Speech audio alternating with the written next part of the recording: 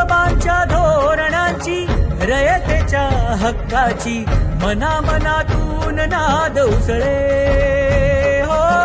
मराठीला अभिजात दर्जा, कृती केली ही गर्वाची, अभिमानासाठी झटते हो, हो, हो.